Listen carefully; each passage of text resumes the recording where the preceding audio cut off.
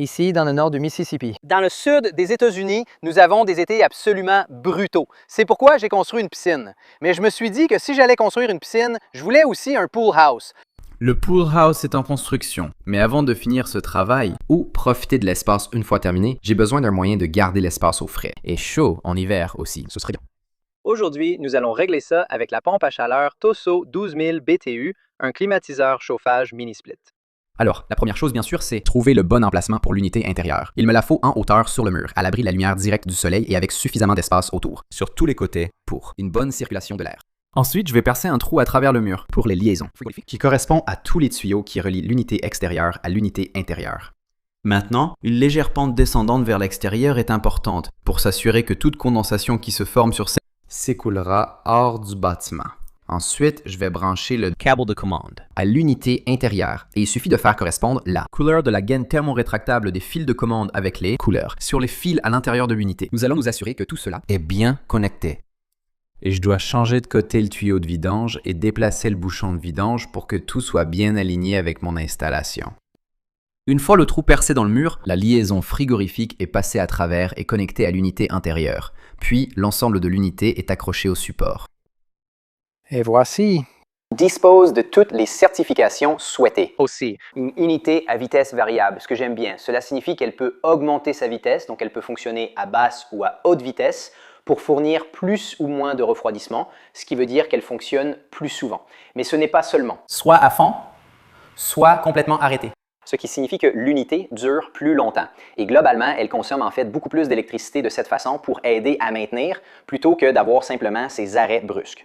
Il a aussi une grande efficacité avec la nouvelle norme CER2, 19 en refroidissement et 8,5 en chauffage, puisqu'il s'agit essentiellement d'une pompe à chaleur. Je suis donc très enthousiaste à l'idée d'obtenir cet appareil et de rendre l'espace confortable toute l'année pour nous, car il pourra refroidir même lorsqu'il fait jusqu'à 45 degrés Celsius et il pourra chauffer jusqu'à moins 25 degrés Celsius.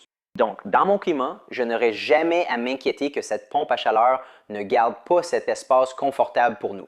Et il est temps de sortir. L'unité est posée sur un dalle de pose plane ou sur un support mural. Vous pouvez aussi le commander avec votre unité. Une fois installé, nous relierons les liaisons frigorifiques et le câble de commande à l'unité extérieure. D'accord. En règle générale, il ne faut pas mettre de câble isolé, comme ce câble SOW, ni aucun faisceau de fil à l'intérieur d'une gaine, d'un conduit ou d'une canalisation. Mais la réglementation locale exige que cela soit placé dans un conduit étanche et homologué pour l'extérieur. C'est le cas ici. Et comme ce n'est qu'un Record soup de 6PA.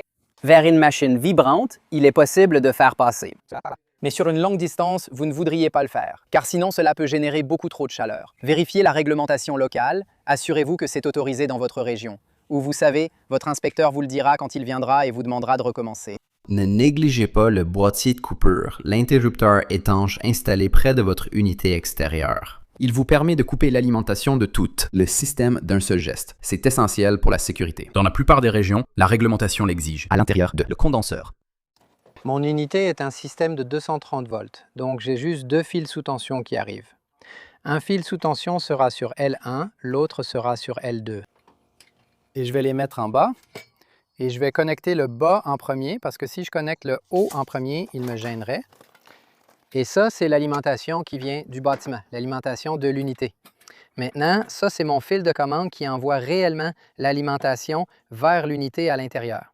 Et il y a un fil bleu ici sur le numéro 1. Je vais juste raccorder le bleu, comme à l'intérieur. On raccorde noir avec noir, marron avec marron, en reliant simplement les fils de même couleur qu'à l'intérieur.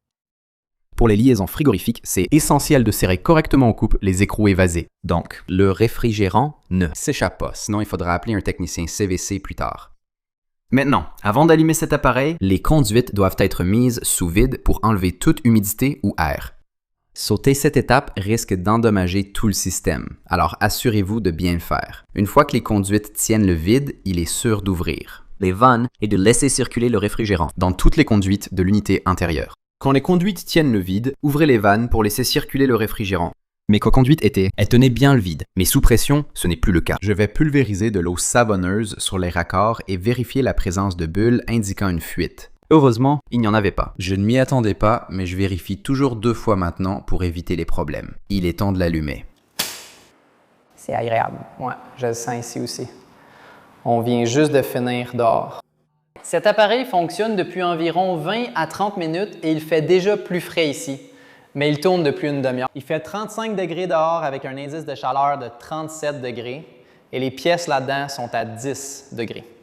J'adore vraiment les fonctionnalités de cet appareil. Il a un mode refroidissement, un mode déshumidification, un mode chauffage automatique et les ailettes bougent de haut en bas ainsi que de gauche à droite. Donc, il peut vraiment diffuser l'air dans tout l'espace. Le même pool house, ambiance totalement différente. L'appareil est très silencieux et efficace, ce qui rend l'espace agréable pour travailler. Il sera ainsi fini plus vite et davantage utilisé au lieu d'être seulement un passage vers la piscine. Dans cette pool house, j'ai de nombreux appareils électroménagers et je veux éviter une grosse hausse de facture d'énergie. C'est pourquoi j'apprécie l'efficacité énergétique de cette unité Tosot. Ça va m'aider à garder ma facture basse. C'est à la fois technique et simple. À pleine puissance, si je modifie la température au maximum, la consommation atteint environ 2000 watts. Quand il maintient la température, comme maintenant avec 90 degrés dehors et 70 à l'intérieur, il fonctionne à 20 ou 25% de sa capacité, soit environ 400 à 500 watts. Maintenant, pour mettre ça en perspective, parce que vous n'êtes probablement pas trop familier avec ce que ça veut vraiment dire, votre micro-ondes consomme entre 1200 et 1500 watts quand vous l'utilisez. Un sèche-cheveux consomme 1500 watts, une cafetière 1000 watts. Une télévision ou une console de jeu utilise environ 400 à 500 watts, soit à peu près ce que consomme cet appareil. Quand j'ai toutes mes lumières et mes ventilateurs de plafond allumés ici, ils consomment en fait plus d'électricité que ce que ça utilise pour maintenir la température toute l'année. Si vous avez aussi un espace dont vous ne profitez pas à cause de la météo, mais que vous avez quelques outils, un peu d'ambition et un après-midi de libre, Tosso a ce qu'il vous faut avec l'équipement nécessaire pour rendre cet espace confortable afin que vous puissiez en profiter toute l'année. Et n'oubliez pas d'utiliser le code HOMETALK lors de votre passage en caisse pour bénéficier d'une réduction.